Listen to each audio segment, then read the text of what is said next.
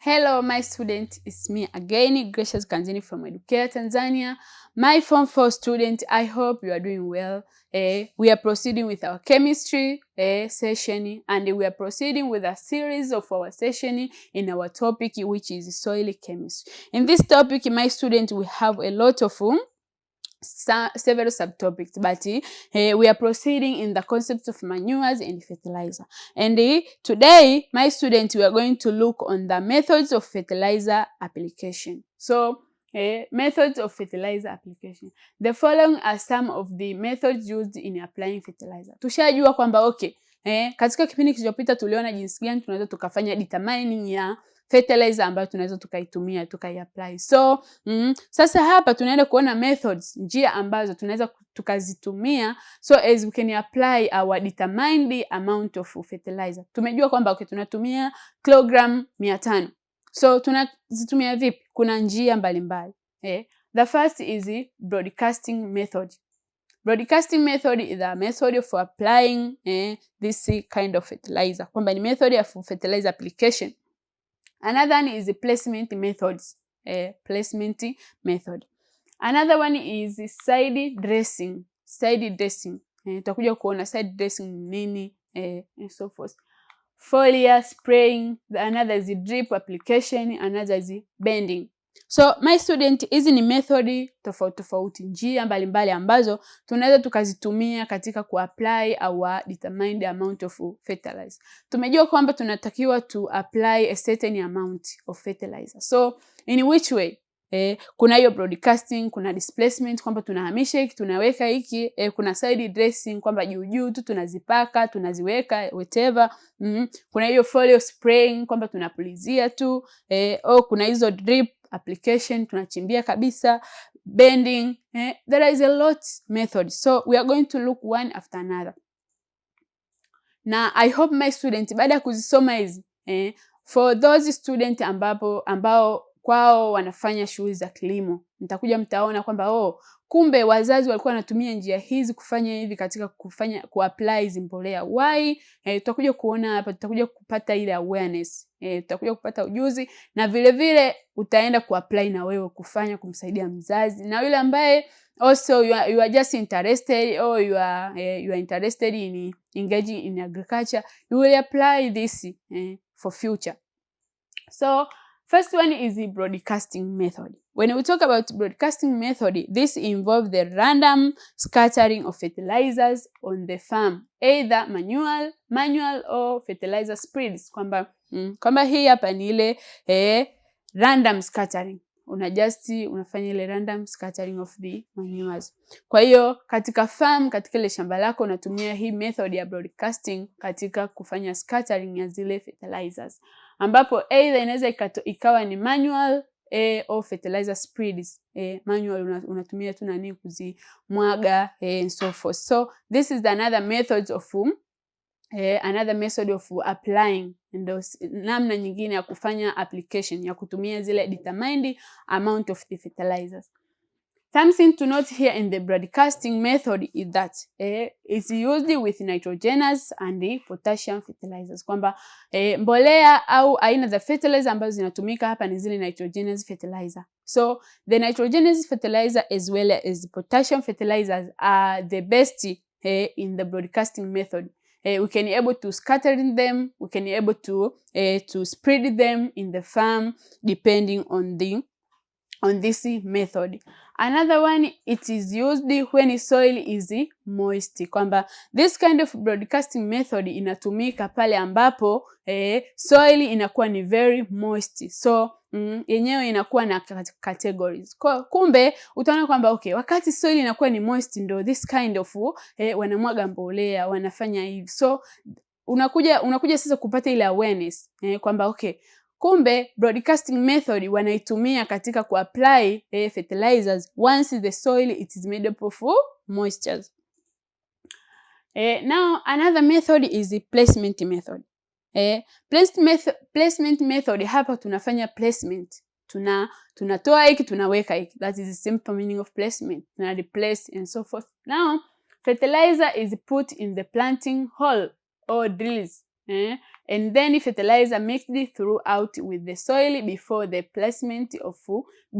placement of seeds. Kwamba now hii fertilizer inawekwa kwenye planting holes.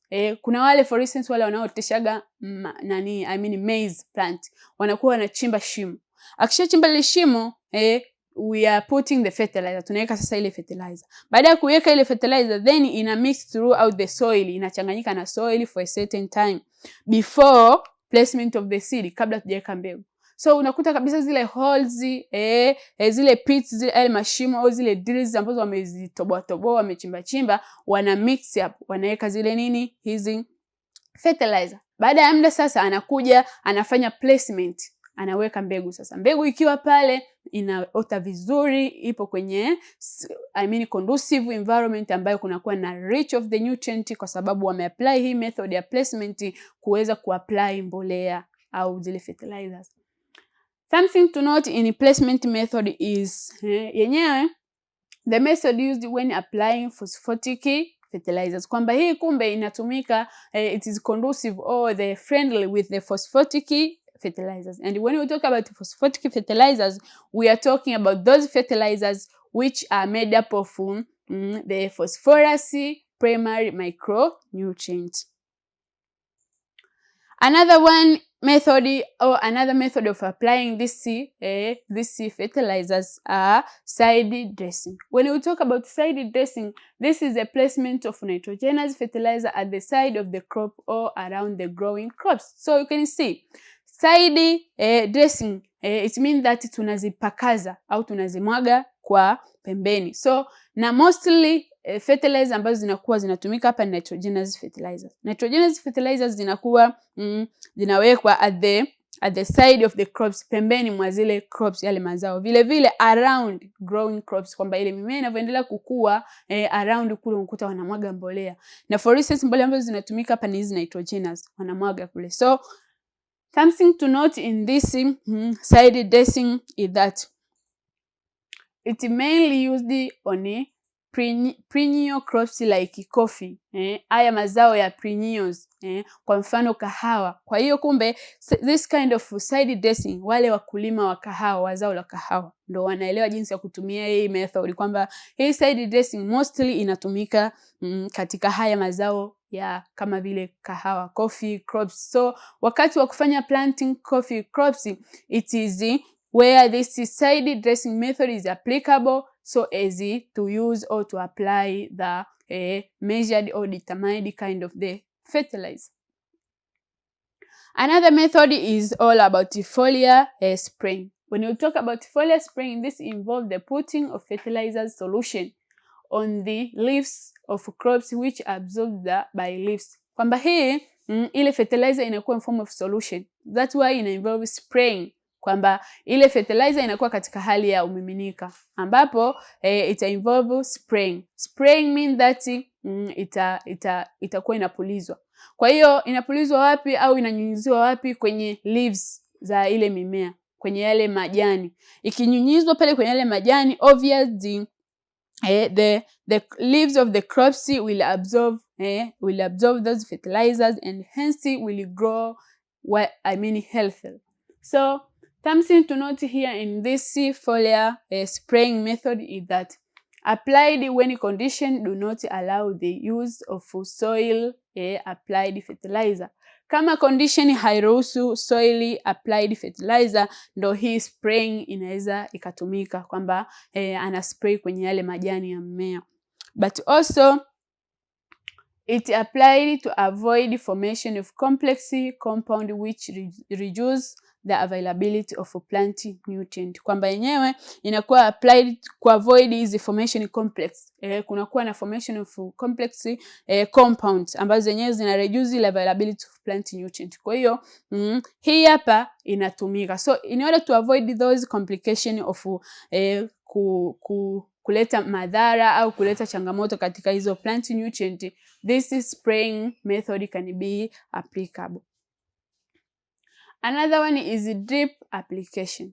When we talk about drip application, here the fertilizer is dissolved in water and applied to individual plants through pipes or bottles. Kwa hiyo wanafanya ile drip, unakuta kabisa some of the plants utakuta wamechomeka viboto zile chupa zile wamekata juu wametia ile solution of the fertilizer there, then wameichomeka to individual plant, yani inakuwa katika mmea mmoja mmoja. So you can see after there ile mbolea inaendelea kufyonza kwa sababu inakuwa katika in form of solution. So that fertilizer tend to be absorbed by the plant. Na sometimes vile vile wanatumiaga pipes, wanatumiaga mabomba kama hivyo and so on so forth. And something to note here, vile vile hii drip application wanatumia very local.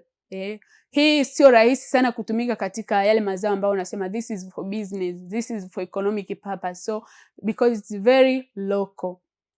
So something to note here in this drip application is that it is an economical method. You see, so yenyewe ni an economical method. Ni njia nzuri pia ambayo inatusaidia kuapply those fertilizers, lakini yenyewe ni an economical.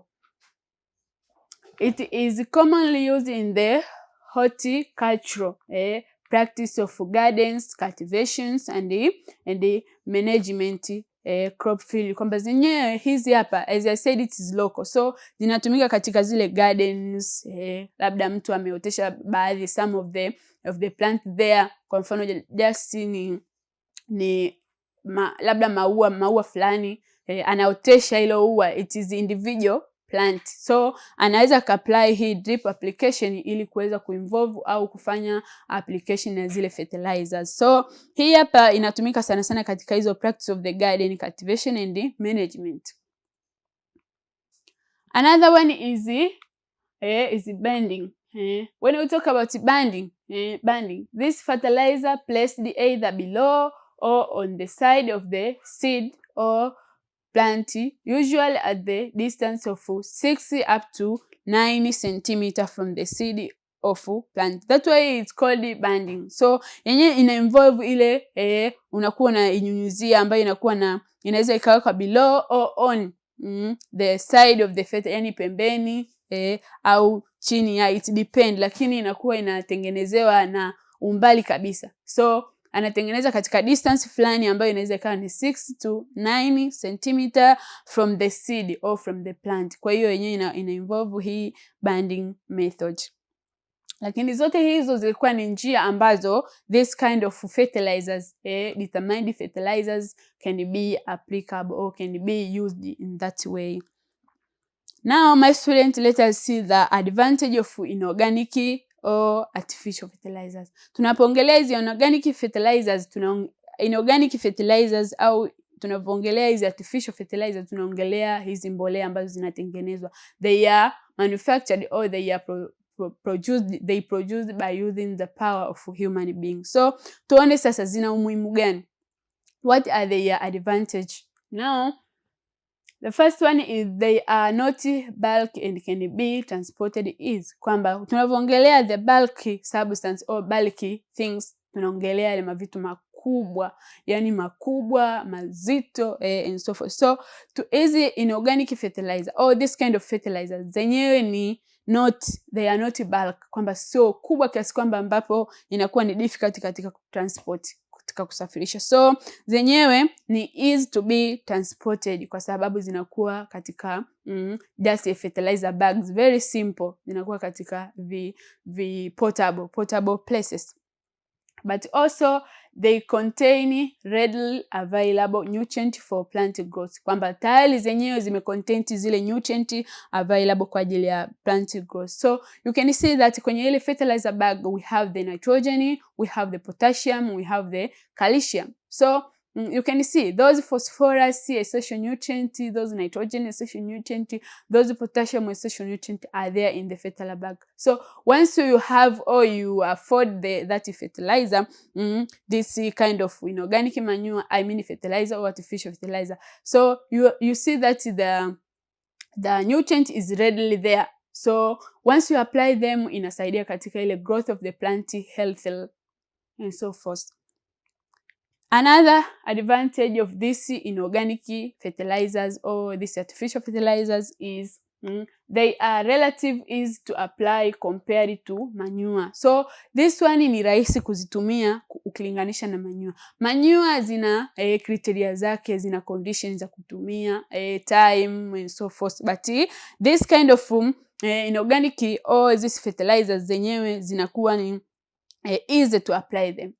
Na tunavyoongelea manure, my student, tuliona kwamba zile ni kind of organic substance ambazo zina involve those decomposition of animal wastes but also the plant material. So can't imagine until those animal plants zina decay, zinakuwa decomposed. Tuliona jinsi ambavyo tunakuwa tunazi produce zile manures. So you can see it is difficult on applying kwa sababu zinakuwa na ile moisture, high moisture and so forth. Lakini you can see this fertilizers or this inorganic substance or artificial fertilizers zenyewe zinakuwa ni very very easy and very simple to apply them. Na masharti yake ni ile tukishajua kwamba okay, natumia method gani katika kutumia hii kind of fertilizer, only that. But otherwise ni very easy to apply compared to manure. They allow the regulation of specific nutrient to require level of the growth of the specific crops, kwamba zenyewe zina allow regulation of a specific nutrient, kwa sababu kwenye fertilizer bag pale mean that pale kunakuwa na ile fertility grade ishakuwa specified there. So na ile fertility analysis of fertility grade ishakuwa divided into their specific fertilizer ratios. So zenyewe zina allow ile regulation of the specific nutrient. For instance, nimejua kwamba okay, natakiwa ni apply 300 kg amount of this fertilizer. So it will be easy to know that okay, it will be easy for them to allow this regulation of specific nutrient. Maybe it is nitrogen, it is phosphorus, it is potassium and so forth.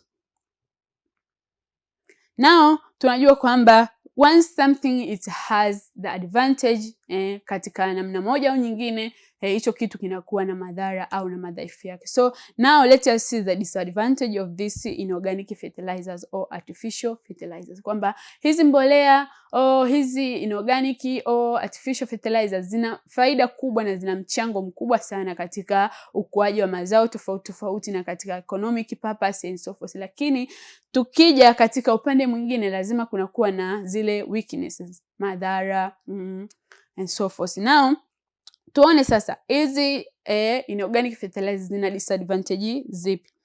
The first one, they expensive to buy. Zenyewe ni gharama kununua. Tulikuwa tunaona katika manures very easy, tunaenda kwenye farm area kule, tunachukua ile mabaki, tunatengeneza zile yale mashimo, tuna develop zile layers, tunaweka yale ma residuals, yale material yanafanya decomposition, yanatengeneza zile farm yard manure and so forth. Lakini tulikuwa tuingi gharama sana kwa sababu things done local.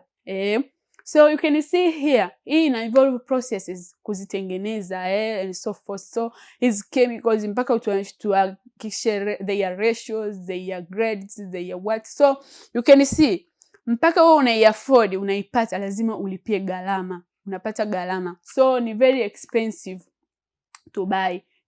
So also they cause rapid chemical change in the soil, hence affect the soil pH. Kwamba zenyewe zinapelekea ile chemical changes katika soil na ina affect soil pH. For instance, you can see tuliona kwamba most of the fertilizers, most of them are acidic in nature except the calcium nitrate. So you can see only the fertilizer of calcium nitrate it is not acidic while it is sprinkle based. So once you apply them katika plant growth, ina take chemical reaction, ina take part of reaction katika soil. Na ikitake part of chemical reaction katika soil, obviously inaenda kuaffect the soil pH. Another is they not improve physical properties of the soil such as structure. Kwamba zenyewe hizi soil yes unazitumia, lakini hazidevelop ile soil structure of the soil, kwamba yes umeziapply hizo fertilizer katika soil, lakini haitokuwa sasa na farm yard, haitokuwa sasa na manure ambayo yenyewe ilikuwa inapelekea ile structure ina develop kwa kuadi zile humans. So kwa sababu hizi kind of fertilizers zenyewe hazina hizi kind of humans, kwa hiyo haipelekei development yoyote, physical development or physical improvement of the property of soil, for instance the soil structure. Another is nutrients from inorganic fertilizers are easily released, hence can be easily leached, kwamba zenyewe hizi hapa ni rahisi kuwa released na ni rahisi kuwa attacked by the soil agent, for instance leaching process. So ile washing away, removing away from one place to another is kind of inorganic fertilizer, ni rahisi kuwa removed or released. Another disadvantage is they have scorching, zenyewe zina ile burning effect. So on some cross parts such as leaves and stem, kwamba utakuta kwenye majani au kwenye zile